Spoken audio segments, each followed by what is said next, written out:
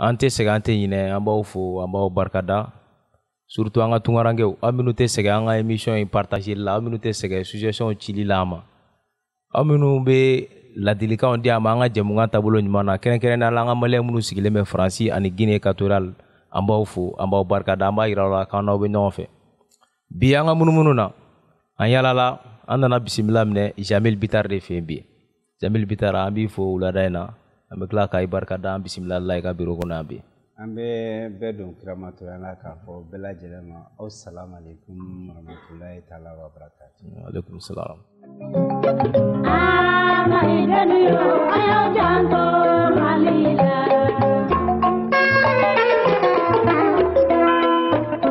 ani Jamil ka bi sigibena boli jumeni jumen kan o ye CEDEAO ani UEMOA olu ye ɲankili bere dɔ ta k'an ka jamana sɛgɛrɛ n'o ye Ba Maliba ye ɲankili ninnu na u ye fɛn caman fɔ an ka ɲininkaliw bɛna boli CEDEAO ka o sanction kɔnɔ kow kan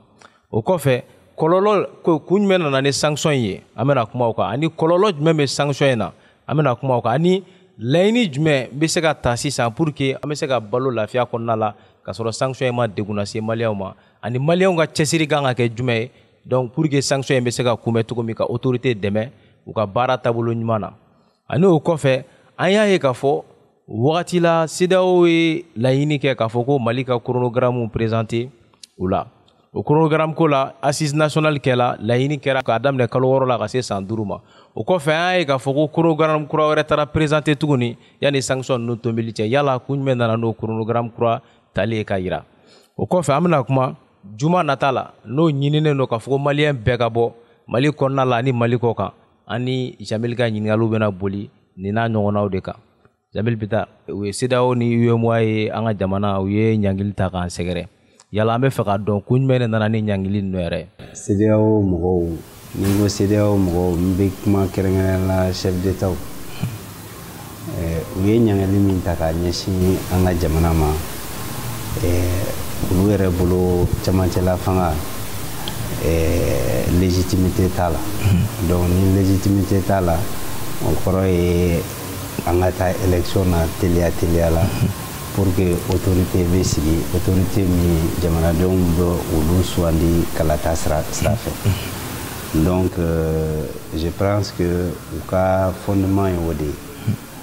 an bɛ waati min na ko démocratie yala sanction ninnu yɛrɛ kɔlɔlɔ bɛ se ka kɛ jumɛn sanction ninnu moi je pense que il faut que mɔgɔw ka baara kɛ ni hakilina ye parce que maliyɛnw n bɛ mɔgɔw rassurer k'a fɔ an bɛ transition min kɔnɔ nin ye an tɛ transition classique kɔnɔna na an tɛ transition kɔrɔlen ninnu sifaya kɔnɔna na ka sababuya kɛ mun ye ne bɛ se k'a fɔ légitimité bɛ nin transition ye ka sababuya kɛ assise min kɛra jamanadenw de y'u prononcer ka taa transition in kan décision min taara président de la transition y'a jira k'a fɔ ale bɛ baara kɛ ni jamanadenw hakilina ye jamanadenw mana min ɲini olu bɛ baara kɛ n'o ye k'a fɔ ko jakusala ko wɛrɛ bɛ ta ka turu an kunna olu tɛ se ka baara kɛ n'o ye donc moi je pense que aujourd'hui dire que an bɛ fanga kɔnɔ fanga min n'a darakilen don ka d'an ma o tɛ yala an bɛ se ka kunbɛn cogo jumɛn de ɲini sisan ni laɲini jumɛn bolodalen tɛ ko la bon moi je pense que de toute façon sanction ninnu a annoncé la avec effet immédiat mais n'i y'a jɛngɛ k'a lajɛ u b'a ɲinina ka Mali population yɛrɛ de sanctionner ne ka hakilina t'a la bi c'est que ni jamana ɲɛmaa ninnu u tɛ maliyɛnw de fɛ u t'an fɛ ka da mun kan kɛlɛ yɛrɛ min b'an fɛ yan ni gɛlɛya min b'an fɛ yan ni wulikajɔ kun kɛra a kɛcogo ma peut-être san 10 in kɔnɔna na sa tun b'a sɔrɔ solution sɔrɔla maintenant aw t'a ɲinina ka dɔ bɔ anw ka dimi na a b'a ɲinina ka dɔ de fara a kan moi je pense que mɔgɔ i ka ni i jugu dɔ o ye tiɲɛ i kana i ɲin dɔ o ye tiɲɛ mais ɲin jugu o fana ye ko wɛrɛ ye dɛ moi je pense que u y'a jira à suffisance que u t'an fɛ bon ni mɔgɔ min t'i fɛ i bɛ sama o tigilamɔgɔ nɔfɛ mun i bɛ solution wɛrɛ ɲini Donc moi je crois que an bɛ baara kɛ ni hakili ni ko ye mɔgɔ sɔrɔ i bɛ baara kɛ ni hakili donc disposition min kan ka ta gouvernement bɛ baara la anw yɛrɛ fana min ye kɛnyɛrɛye baarakɛlaw ye an kan k'an cɛsiri pour que jamanadenw bɛ se ka lafiya sɔrɔ nin ko ninnu kɔnɔ. An y'a ye commerçants filɛ yɔrɔ olu caman ka waribon bɛ bangew siraw fɛ donc an bɛ fɛ k'a dɔn yala nin yɔrɔnin na yan'an ka tɛmɛ weleweledakan jumɛn b'e bolo ka ɲɛsin kɛnyɛrɛye cakɛla mɔgɔw ma. Kɛnyɛrɛye baarakɛla fɛn o fɛn bɛ yen olu si ka nafolo tɛ se ka bloquer BCEAO la donc sanction in t'o la. et puis BCEAO mɔgɔw u bɛ nin kuma min na ni sariya t'u bolo ni droit t'u bolo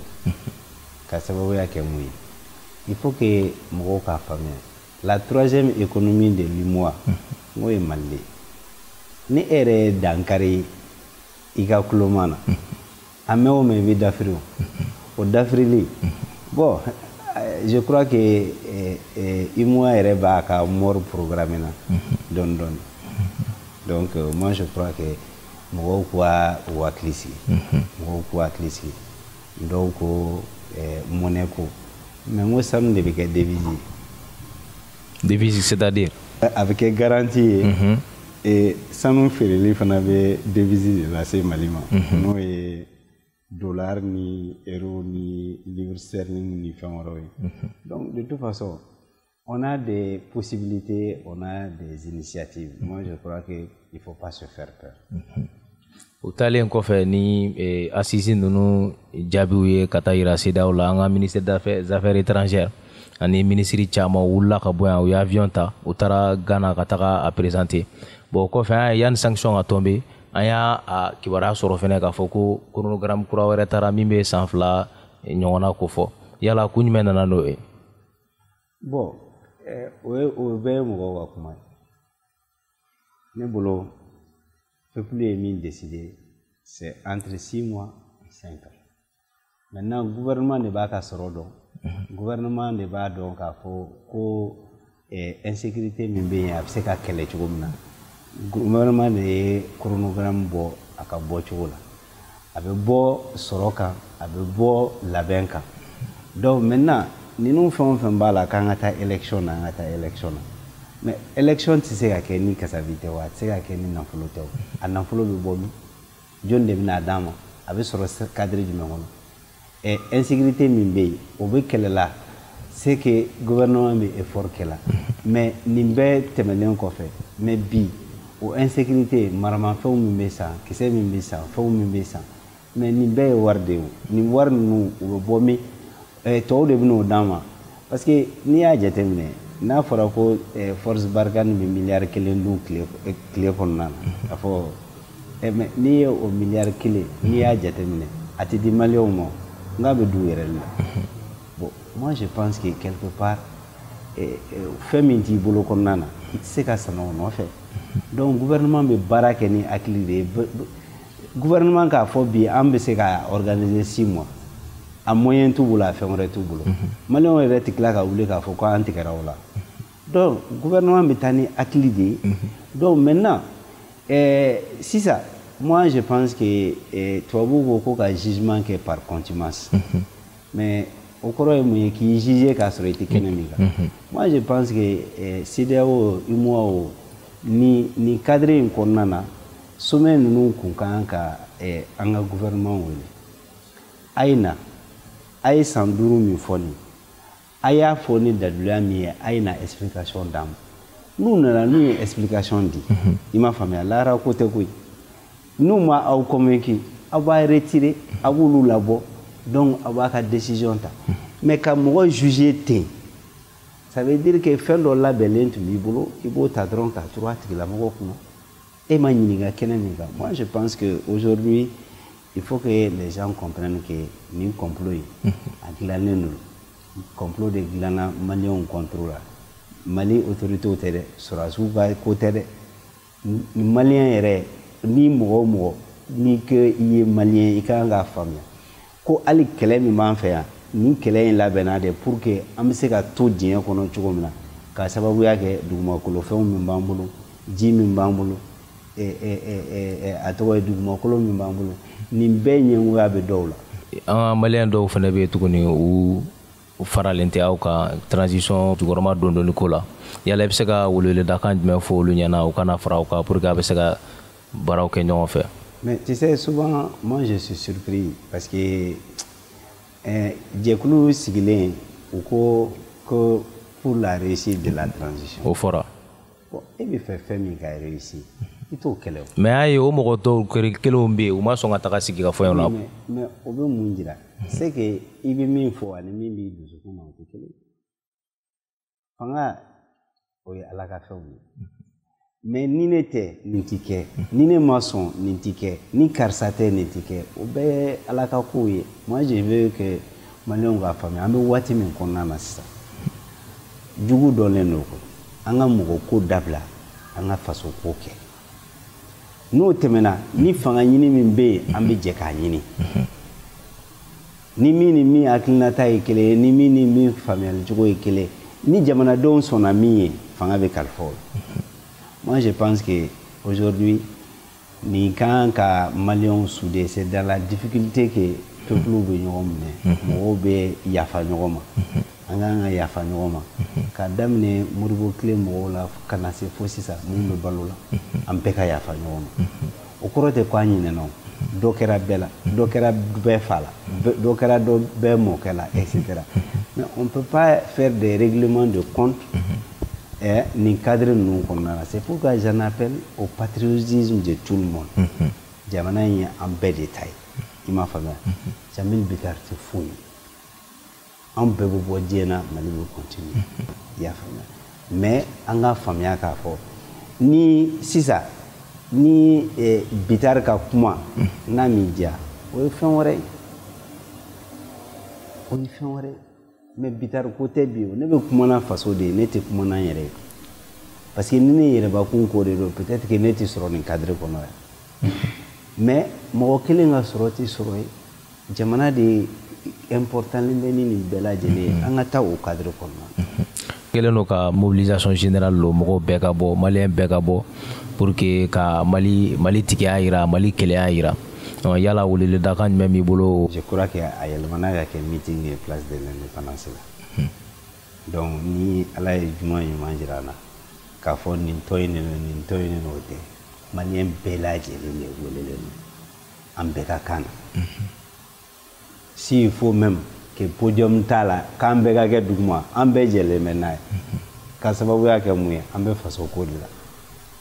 et puis ka kangari da CEDEAO mɔgɔw ye u ye min kɛ Côte d'Ivoire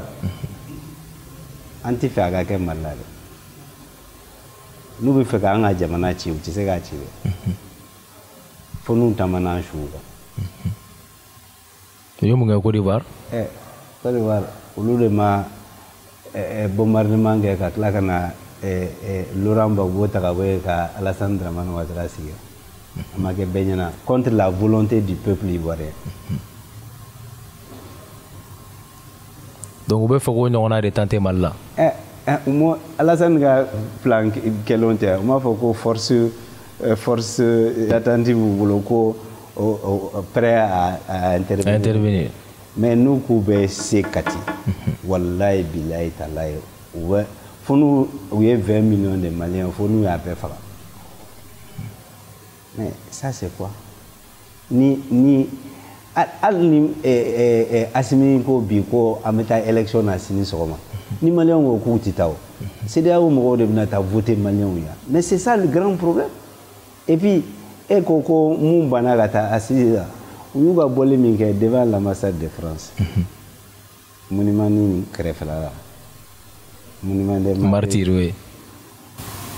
e y'a jama ye u yɛrɛ ka kan ka ɲugu u yɛrɛ la sa u yɛrɛ ka kan k'a faamuya parce que o fana ye démocratie ye ni majorité bɛ fan min na i ka kan k'o faamuya u ye mɔgɔw wele mɔgɔ bɔra pourquoi u ma taa place de l'indépendance la u m'a fɔ k'u bɛ bɔ ne y'o de fɔ n bɛ segin a kan n'o jama tun b'u bolo IBK kun ti bi n'o jama tun b'u bolo IBK kun ti bi mɔgɔ caman bɛ bɔ bi n ye leader ye mɔgɔ tɛ karisa kɔ mɔgɔ tɛ mɔgɔ kɔ koyi mɔgɔw bɛ hakili de kɔ M5 kɛlɛ hakili de don mɔgɔ ko tɛ n'i y'a ye bi an bɛ bɔ an bɛ kuma ta anw ye ci laselaw de ye il faut que les gens comprennent ça a ma di Ala m'a di bɛɛ ma i ka ci lase nous sommes comme des guides n'i bɛ taa tourisme ni fɛnw na mɔgɔ de bɛ bila i ɲɛ ma c'est comme ça dɔw yɛrɛ tɛ k'a fɔ ko cɛya de don fɛn wɛrɛ de don o si tɛ i m'a faamuya jama bɛ n kɔ jama tɛ n kɔ dɔw yɛrɛ bɛ to k'a fɔ ko bitari ko ala ka mobiliw t'a kɔ ne ka mobiliw tɛ n kɔ ne kɛra Mali chambre de commerce président ye 100 ans mɔgɔ tɛ ne kɔ ka Mali opérateurs bɛɛ mara mɔgɔ tɛ ne kɔ ne kɛra fédération d'athlétisme président ye mɔgɔ tɛ ne kɔ ne kɛra transporteur ka secrétaire général ye mɔgɔ tɛ ne kɔ nin bɛɛ sɔrɔla vote kɔnɔ ka kɛ institution président ye mɔgɔ tɛ ne kɔ o kuma mun de kɛra n ka denbaya kɔni bɛ n kɔ parce que ne bɛ vote yɔrɔ min na ne ka denbaya bɛ vote ne ye mais mɔgɔ caman bɛ yen hali olu ka denbaya t'u kɔ ne kɔni b'a dɔn ne ka kin kɔnɔ ne tɛ se ka bati ni Ala ka jɛ ka sababuya kɛ min ye ma jɛngɛ ma tiɲɛ ma foyi ne sigilen bɛ yɔrɔ min na ne tɛ se ka tiɲɛ awa i bɛ se k'a fɔ i ye Jamil ye wajulikɛyɔrɔ la i bɛ se k'a fɔ i ye n ye balontan yɛrɛ la ou bien o n'a ɲɔgɔnnaw mais n ye Jamil ye nin yɔrɔ lankolon na ne tɛ cigarette min n tɛ dulɔ min n tɛ drogue ta n tɛ manamana ko la donc bɛɛ n'i ka faamuyali cogo diɲɛlatigɛ kɔnɔna na bɛɛ k'i janto i yɛrɛ la n'an bɛ kuma anw ye jama ɲɛmaaw ye an bɛ kuma pour que ka jeunesse bilasira an dɔgɔninw n'an denw ye min ye an b'u bilasira anw ka kan ka kɛ misali de ye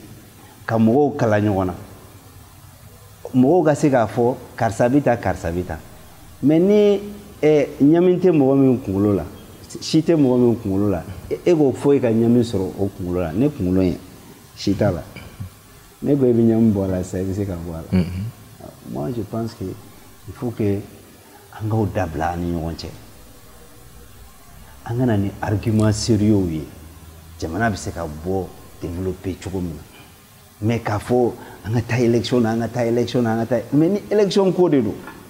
mais sisan kun b'a sɔrɔ an tɛ nin diɲɛ kɔnɔ mais ne ka intérêt ye bi ye sini t'i lagɛ o ma fɔ jamana jɔ la dɛ donc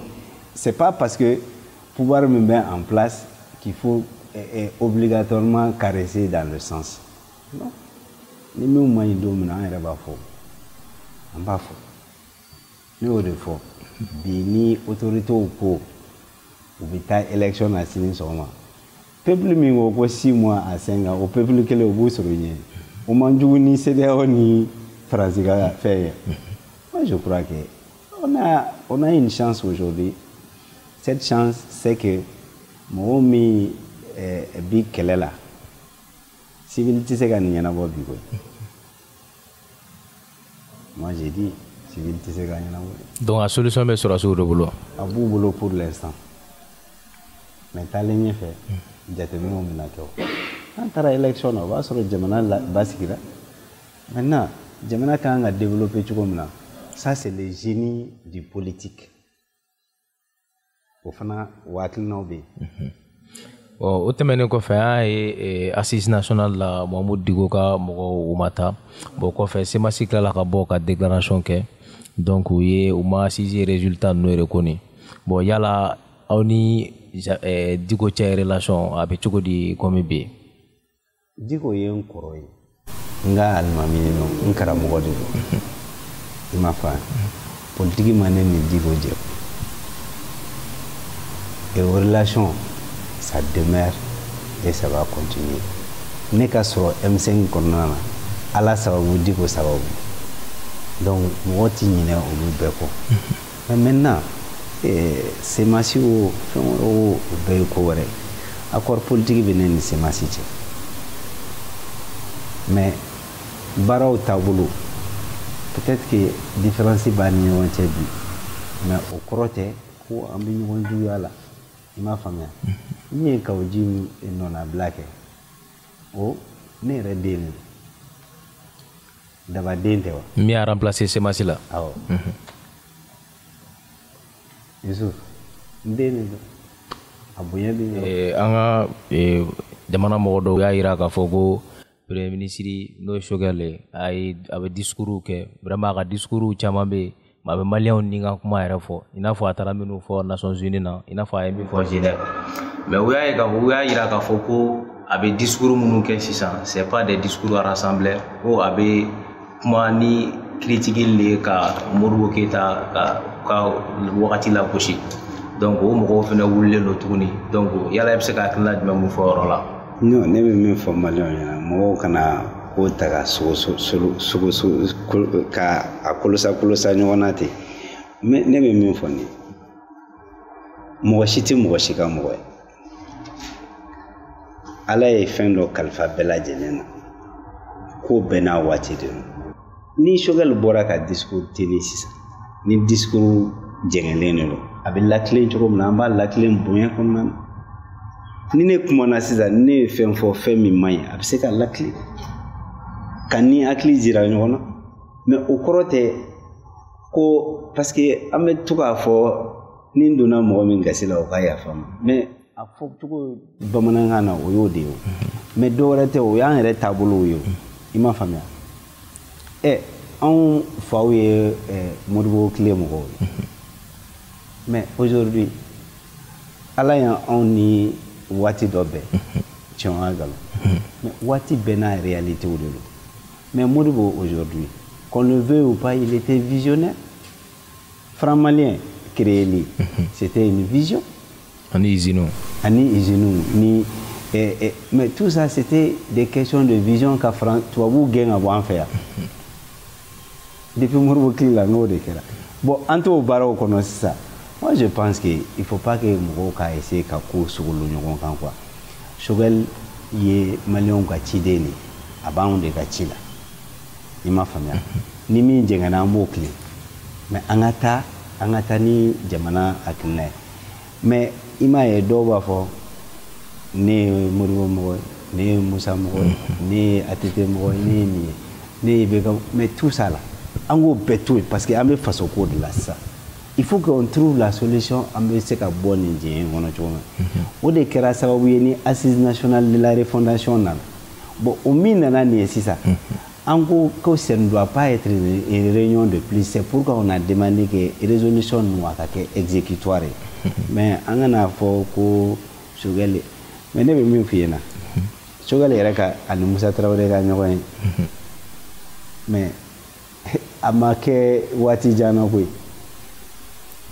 n'a taara sɔrɔ marika la avant ça Choguel ne connaissait même pas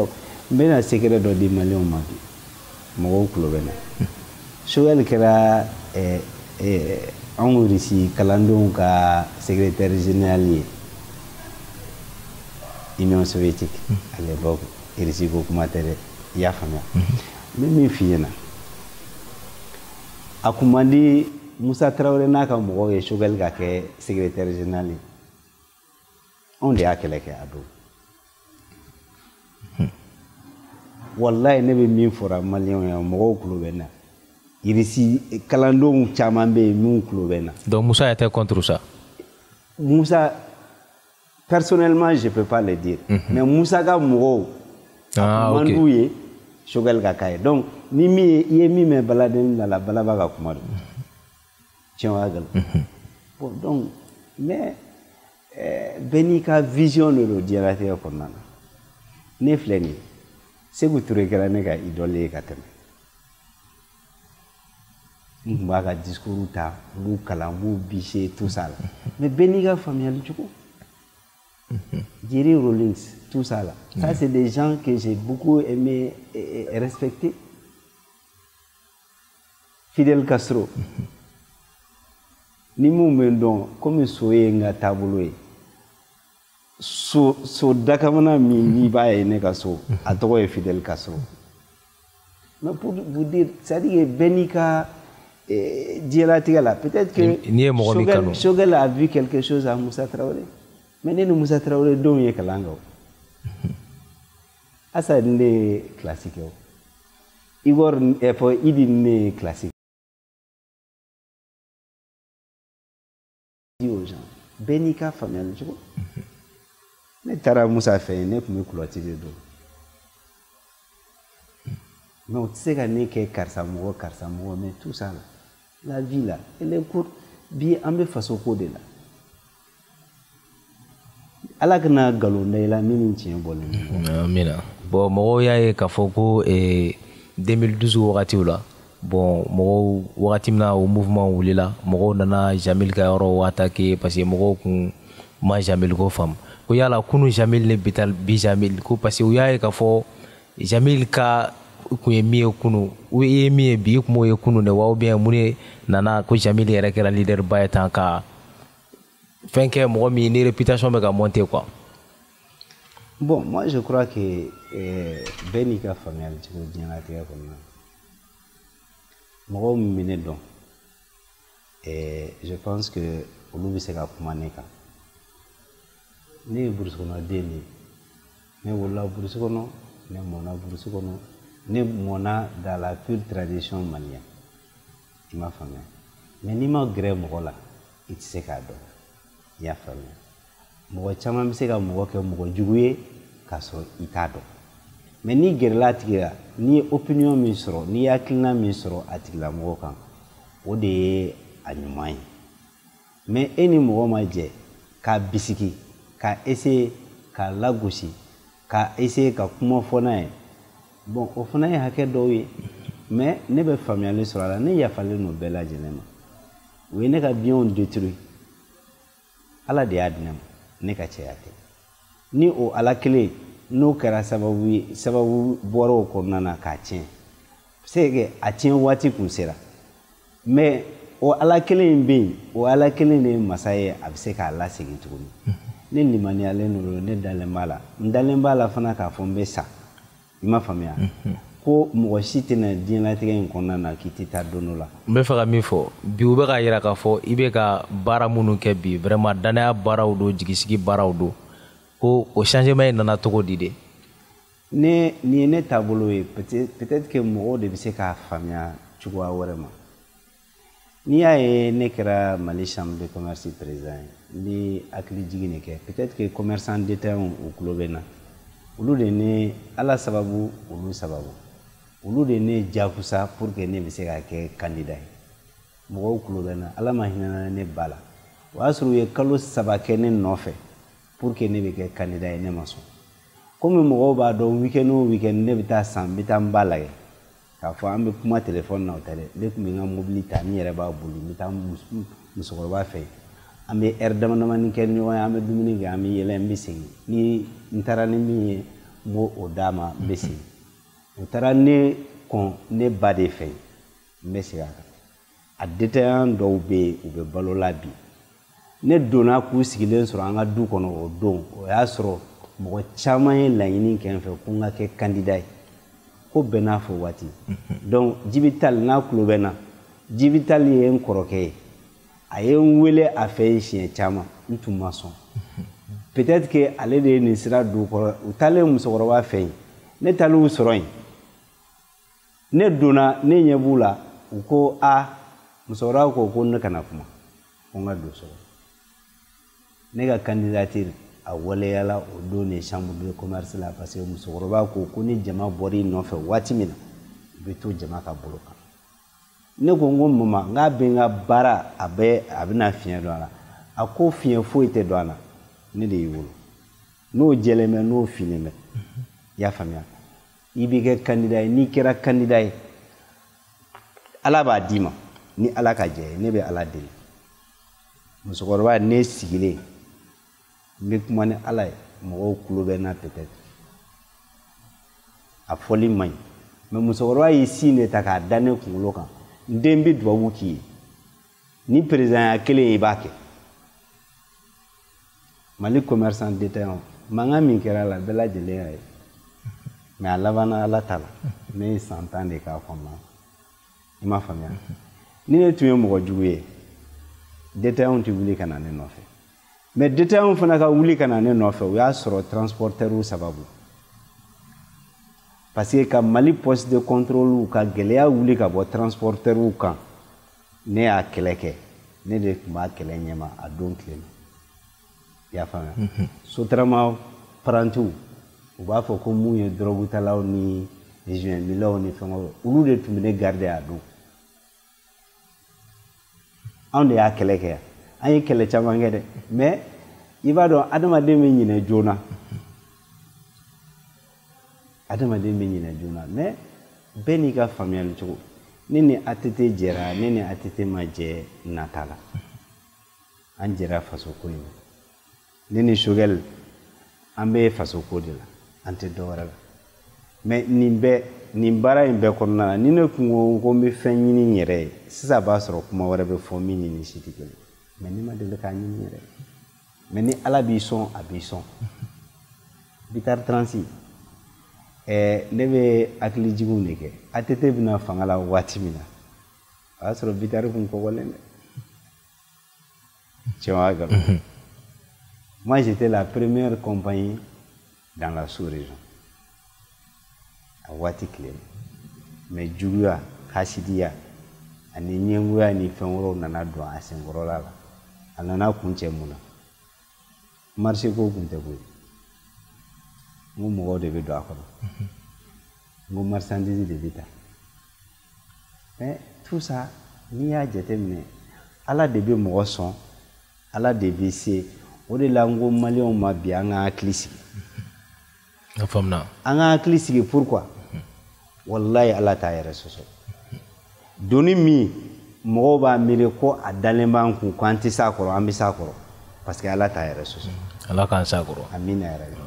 o kɔfɛ kumakan laban jumɛn b'i bolo ka ɲɛsin maliyɛnw ma nin wagati in na komi an ka jɛmukan bɛna s'a kuncɛyɔrɔ ma n b'aw fo ka waleɲuman dɔn parce que i b'a dɔn a mana kɛ cogo o cogo fanga in a sigili n'i ye presse sen bɔ a la a b'a dɛn bi kɛlɛ min bɛ sen na campagne ni guerre médiatique de bɛ yen n'i y'a ye jamana wɛrɛw b'a fɔ k'u bɛ dankari Mali la parce que presse internationale bɛ baara dɔ la o u bɛ baara dɔ de la mais u b'a kɛla jɔnni ye tigitigi la u b'a kɛla Faransi ye ka sababuya kɛ découpage de kɛra farafin jamanaw kɔnɔ Faransi ka morceau anw b'o kɔnɔna na o morceau in u b'o de défendre o de la u ka médiaw bɛ ko sifaya bɛɛ la bi pour que anw ka to ni ɲangatiya kɔnɔna na donc vraiment aw ka wulikajɔ n bɛ foli k'aw ye ka tila k'a ɲini aw fɛ a ye faso in a y'a dɛmɛ n'a y'a dɛmɛ aw b'a yɛrɛ dɛmɛ n'aw y'a yɛrɛ dɛmɛ an ka sini ɲɛsigi o bɛ Ala bolo o b'an yɛrɛ bolo baara de bɛ mɔgɔ bɔ jɔnya juru la k'a fɔ maliyɛnw ɲɛna k'a fɔ an bɛ se ka bɔ nin jɔnya juru kɔnɔ bi mɔgɔw jɔrɔlen bɛ port ko la wallahi n'an kun ka choix économique tɛ bi kun kan ka sɔrɔ bateau bɛna Mali la Kayi mara kɔnɔna na o projet bɛ yen depuis lawale la Chinois bɛ se ka diɲɛ sigi kɔgɔji min na Turkiw bɛ se mɔgɔ wɛrɛw bɛ se k'a sigi a bɛ na bateau kana an yɛrɛ fɛ yan siɲɛ kelen siɲɛ fila kalo kɔnɔna na ou bien semaine kɔnɔna na a bɛ se ka kɛ sababu ye degun dɔw b'an kan olu bɛ se ka wuli ka bɔ yen i y'a faamuya ne y'a fɔ fana filanan ye mun ye an bɛ se ka centrale électrique nucléaire dilan kɔrɔn fɛ a bɛ se ka kɛ sababu ye courant a bɛ labɔli kɛ hali an ka miniw bɛ exploiteli min kɛ ni courant kan ka sanu bɔyɔrɔ ni fɛnw la ni réseau bɛ yen ka ban a bɛ se ka kɛ sababu ye uranium bɛ Niger n'a fɔra ko Ala kɔni ma Mali ɲangata k'a fɔ ko a bɛ Niger k'a tɔ ma se anw fɛ yan donc n'o kɛra ni centrale min sigira sisan est-ce que diɲɛ jamana bɛna sɔn k'a fɔ ko djihadisme wa rébellion ka taa kɛ o zone sifaya kɔnɔna na ka sababuya kɛ ni nucléaire de b'a yɔrɔ la mais n'a a ɲangata ko k'a bɛ wuli a bɛ wuli diɲɛ de a tɛ wuli parce que Tchernobyl kɛra a kɛra Ukraine jamana na mais diɲɛ bɛɛ y'a senti o. An ka jɛmukan sera a kuncɛyɔrɔ ma an tun bɛ an y'a fɔ a ye cogo min an tun bɛ Jamil Bitar de fɛ an ka émission kɔnɔna la donc an b'aw fo an b'aw barikada an b'an ka producteur fo n'o ye Aliou Badara Sajaja Tunkara ye ani o kɔfɛ an baarakɛɲɔgɔn n'o ye Aminata Sangare a ka présentateur yɛrɛ n'o ye Ousmane Traoré n'a b'a fɔ ko Mas donc an b'aw fo an bɛ tila ka ɲini Ala fɛ Ala ka siɲɛ wɛrɛ jira an na a k'an bɛn a ɲɔgɔn wɛrɛ ma.